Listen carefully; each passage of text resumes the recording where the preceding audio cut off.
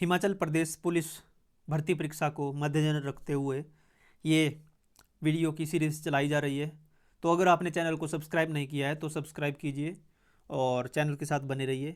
आज हम नदियों के बारे में, हिमाचल प्रदेश की मुख्य नदियाँ और इनकी सहायक नदियाँ, इनके पौराणिक नाम, इनकी लंबाई, इनकी सहायक नदियों के बारे में जानेंगे। इनके हम 30 महत्वपूर्ण प्रश्न करने जा रहे हैं, तो वीडियो को अंत तक जरूर देखें। तो पहला प्रश्न है, चिनाब नदी का उद्गम स्थल है। चिनाब नदी का उद्गम स्थल क्या है? तो चिनाब नदी का उद्गम स्थल बारालाचा दर्रा है। बारालाचा दर्रा लाहौल स्पीति में पाया जाता है। बारालाचा दर्रा लाहौल स्पीति में है। और चिनाब नदी दो नदियों से मिलकर बनी है, चंद्रा और भागा। तो चंद्रा और भागा नदियाँ तांडी नामक स्थल पे मिलती हैं। तांडी, जहाँ से ये दोनों जब नदियाँ में एक हो जाती हैं दोनों मिलके, तो चिनाब नदी का निर्माण होता है। और तो अगर आपसे ऐसा पूछा जाए कि चंद्रा और भागा नदियों का उद्गम स्थल कहाँ है, तो वो भी बारालाचा दर्रा ही है। और चिनाब नदी का पौराणिक नाम था असीकनी। असीकनी चिनाब नदी का पौराणिक नाम है। आपसे एग्जाम में पूछा जाता है कि हिमाचल प्रदेश की चिनाब नदी का पौराणिक नाम क्या है, तो उसका नाम असीकनी, या वैदिक नाम भी पूछ लिया जाता है कि वैदिक नाम क्या है, तो असीकनी इसका वैदिक नाम है। नेक्स्ट प्रश्न, एक लोकप्रिय हिमाचली मिथक के अनुसार यह स्थल जहां रुद्र और आयुधशाला से विद्युत पृथ्वी पर प्रसारित करने के लिए प्रकट हुए थे, वह स्थल दो नदियों का संगम है, अवस्थित है। तो ये कहाँ है? तो इसका है पार्वती और व्यास। ये दो नदियों का संगम होता है, तो पार्वती और व्यास इसका सही उत्तर हो जाएगा। नेक्स्ट प्रश्न, जन विश्वास के अनुसार स्तुद्र नदी को मानसरोवर झील से हिमाचल प्रदेश में लाने का श्रेय किसे है? तो स्तुद्र नदी कौन है? स्तुद्र नदी बोलते हैं स्तुद्रु या स्तुद्री। स्तुद्रु वैदिक नाम है सतलुज नदी का, और संस्कृत नाम है स्तुद्रु। स्तद्रु या स्तुद्री, स्तुद्री वैदिक नाम है और स्तद्रु संस्कृत नाम है सतलुज नदी का। और सतलुज नदी निकलती है मानसरोवर झील से। तो मानसरोवर झील से इसको हिमाचल में लाने का श्रेय जाता है राक्षस बाणासुर को। तो बी इसका सही उत्तर हो जाएगा।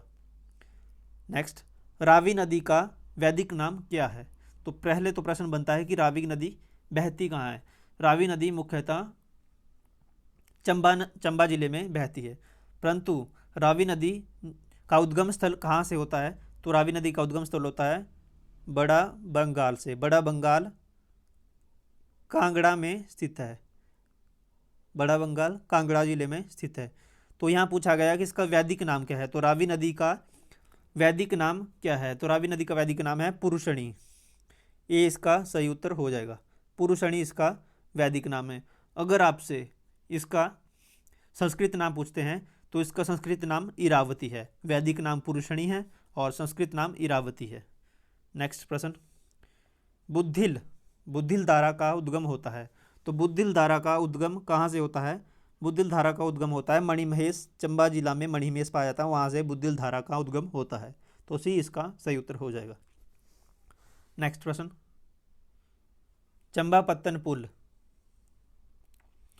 जो बिना स्तंभों से होने के कारण हिमाचल प्रदेश में अपनी किस्म का, यानी कि बिना स्तंभों का पुल है, जो हिमाचल प्रदेश में अपनी किस्म का पहला पुल है, ये किस नदी पे बना है?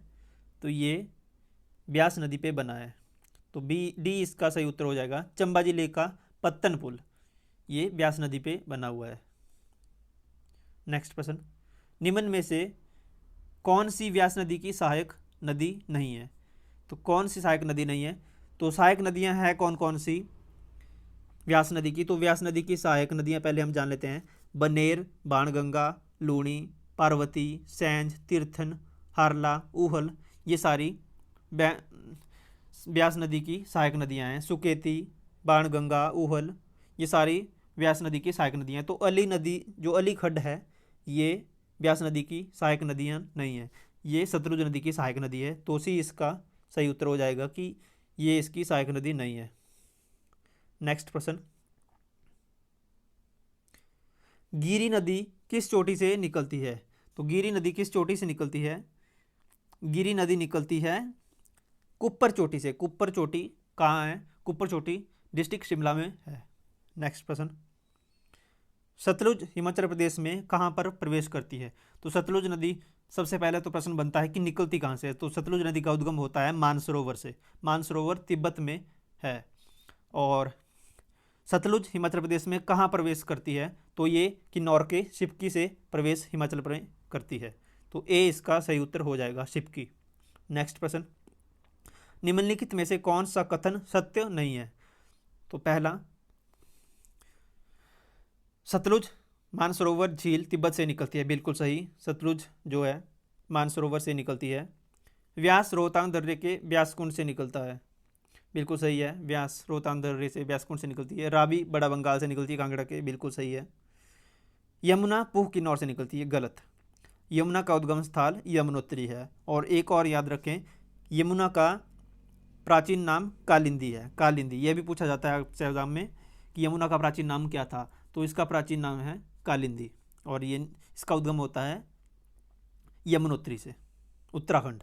नेक्स्ट प्रश्न, किस नदी का संस्कृत नाम विपाशा है? विपाशा किस नदी का संस्कृत नाम है?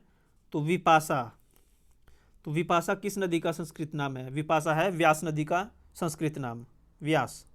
और व्यास नदी का वैदिक नाम है अर्जिकिया, और इसका संस्कृत नाम है विपाशा। तो व्यास इसका सही उत्तर हो जाएगा। सतलुज का स्तुद्रु संस्कृत नाम और वैदिक नाम स्तुद्री। रावी का अर्जिकी, रावी का पुरुषणी और संस्कृत नाम इरावती। चिनाब का वैदिक नाम अशिकनी। यमुना का वैदिक नाम कालिंदी।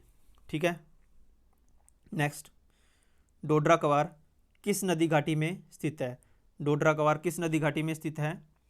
तो डोडरा कवार जो है वो, इनमें से सारे ही उत्तर जो ये गलत दिए गए हैं। डोडरा कवार शिमला में जिला में स्थित है, और ये सारे ही उत्तर इसके गलत हैं। तो डोडरा कवार इनमें से किसी नदी घाटी के में स्थित नहीं है। नेक्स्ट प्रश्न, वैदिक नदी का व्यास नदी का वैदिक नाम क्या था? तो व्यास नदी का वैदिक नाम अभी आपको बताया, व्यास नदी का वैदिक नाम था अर्जिकिया। सी इज द राइट आंसर। और संस्कृत नाम क्या था इसका? संस्कृत नाम था विपाशा। पुरुषणी जो है ये किसका नाम बताया था मैंने अभी? पुरुषणी रावी नदी का वैदिक नाम है। नेक्स्ट, चंबा किस नदी के दाएं किनारे पर स्थित है? मैंने पहले भी रिपीट किया था पिछले प्रश्न में। चंबा नदी सतलुज, चंबा रावी नदी के किनारे है। रावी नदी जो है सतलुज के बाएं तरफ स्थित है। तो चंबा शहर जो उसके दाएं में स्थित है। ओके। नेक्स्ट, यमुना नदी का वैदिक नाम क्या है? यमुना नदी का वैदिक नाम 3-4 बार पहले मैंने रिपीट कर दिया, इसका वैदिक नाम कालिंदी है। मोस्ट इंपॉर्टेंट प्रश्न है ये, एग्ज़ाम में 2 से 3 नंबर के पुलिस कांस्टेबल एग्ज़ाम में ये आते ही हैं। तो आप अगर आपने चैनल को सब्सक्राइब नहीं किया है तो चैनल को सब्सक्राइब कर लीजिए, आपके लिए मेहनत करके वीडियोस बनाते हैं। नेक्स्ट प्रश्न, पौंटा साहिब गुरुद्वारा किस नदी के किनारे है? तो पौंटा साहिब गुरुद्वारा डिस्ट्रिक्ट सिरमौर में स्थित है। और डिस्ट्रिक्ट सिरमौर में कौन सी नदी बहती है? यमुना नदी डिस्ट्रिक्ट सिरमौर में बहती है। तो पौंटा साहिब गुरुद्वारा यमुना नदी के किनारे स्थित है। नेक्स्ट प्रश्न, रावी नदी कहाँ से निकलती है? रावी नदी बड़ा बंगाल डिस्ट्रिक्ट कांगड़ा से निकलती है। बी इसका सही उत्तर हो जाएगा। नेक्स्ट प्रश्न, हिमाचल प्रदेश की सबसे लंबी नदी कौन सी है? हिमाचल प्रदेश की सबसे लंबी नदी कौन सी है? सतलुज नदी।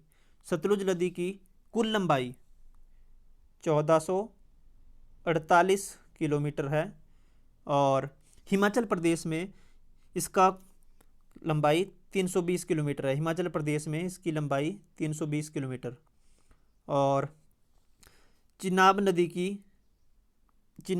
की कुल लंबाई हिमाचल प्रदेश में 122 किलोमीटर चिनाब की।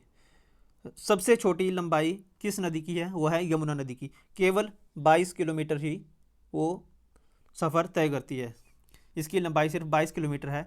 और रावी की 158 किलोमीटर लंबाई, और जो है व्यास की 256 किलोमीटर। सबसे लंबी नदी सतलुज है जो हिमाचल प्रदेश में बहती है, 320 किलोमीटर लंबा सफ़र तय करती है सतलुज नदी। तो सबसे लंबी नदी सतलुज और सबसे छोटी व्यास, सॉरी यमुना। यमुना की लंबाई 22 किलोमीटर है हिमाचल प्रदेश में, और सतलुज की 320 किलोमीटर, और चिनाब 122, और व्यास की 158 किलोमीटर। ठीक है, नेक्स्ट देखते हैं कौन सा प्रश्न था। कौन सी खड्ड कांगड़ा जिले से होकर बहती है? तो कौन सी खड्ड जो है कांगड़ा जिले से होकर बहती है? तो बाणगंगा जो है कांगड़ा जिले में बहती है, बाणगंगा। नेक्स्ट प्रश्न, सतलुज नदी का ऋग्वैदिकालिक नाम क्या है? सतलुज वैदी का ऋग्वैदिक नाम क्या है? यह है स्तुद्री, सी इसका सही उत्तर हो जाएगा। नेक्स्ट प्रश्न, निम्न में से कौन सी नदी का उद्गम स्थल हिमाचल प्रदेश में नहीं है? तो सतलुज नदी का उद्गम स्थल हिमाचल प्रदेश में नहीं है, यह तिब्बत से निकलती है, मानसरोवर से, तो इसका भी सही उत्तर हो जाएगा। नेक्स्ट प्रश्न, व्यास नदी निम्न में से किस जिले से संबंधित नहीं है? तो व्यास नदी ऊना जिले से संबंधित नहीं है, क्योंकि ये ऊना जिले में प्रवेश ही नहीं करती है।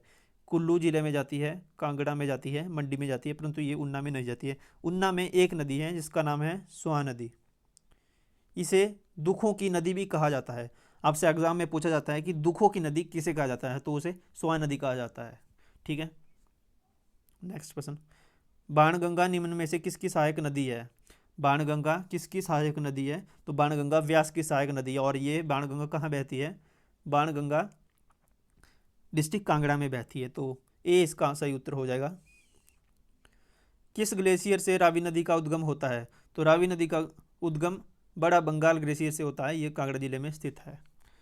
कुछ और आपको जानकारी दे दूं, नदियों के किनारे बसे हुए शहर, तो कौन कौन से शहर बसे हुए हैं? सतलुज के किनारे कौन कौन से शहर बसा हुआ है? सबसे पहले तो तत्तापानी, बिलासपुर, और किन्नौर का कालपा, और यमुना नदी के किनारे कौन सा शहर बसा हुआ है? पांवटा साहिब यमुना नदी के किनारे बसा हुआ है।